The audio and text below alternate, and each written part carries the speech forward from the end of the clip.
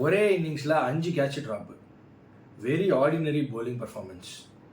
Single innings shoot out. ஆமாங்க, என்னதான் ஜஸ்பிரீத் பும்ரா ஒரு சூப்பர் 5 for எடுத்தாலும் சிராஜ் அண்ட் பிரசித் கிருஷ்ணா ரொம்ப ஆர்டினரியாகவே bowling போட்டாங்க. ஷர்துல் தாக்கூர் வெறும் 6 ஓவர் தான் போட்டார். ஐ டோன்ட் நோ அவர் எதுக்காக லைனப்பில் எடுத்திருக்காங்கன்னு எனக்கு தெரியல. Ahead of Nitish Reddy if is gone be a bowling allrounder. ஏகப்பட்ட கேட்ச் ட்ராப்பு.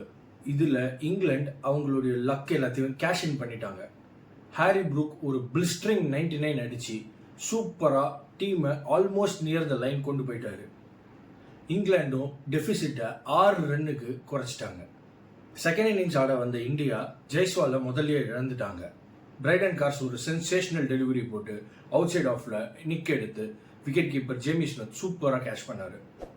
சாய் சுதர்ஷனும் கொஞ்சம் ஷேக்கியாக தான் ஸ்டார்ட் பண்ணாரு. பட் கொஞ்சம் நல்ல ஃப்ளோவில் போயிட்டு இருக்கும் போது மறுபடியும் ஃபர்ஸ்ட் இன்னிங்ஸில் ஆன மாதிரியே அவரை ட்ராப் பண்ணி பென் ஸ்டோக்ஸ் விக்கெட் எடுத்தாரு. அண்ட் இன்னொரு எண்டில் கேஎல் ராகுல் அவருடைய கிளாஸை காட்டிக்கிட்டு இருக்காரு. ஃப்ளூவன்ட் ஸ்ட்ரோக் மேக்கிங் பார்க்கவே அப்படியே பியூட்டிஃபுல்லாக இருக்கு. ஸோ இந்தியா டே 3 90 for 2ன்ற ஸ்கோரோட எண்ட் பண்ணுறாங்க. கேஎல் ராகுலும் சுப்மன் கில்லும் கிரீஸில் இன்னும் இருக்காங்க. இது ஒரு சிங்கிள் இன்னிங் ஷூட் அவுட்டாக தான் இருக்க போகுது.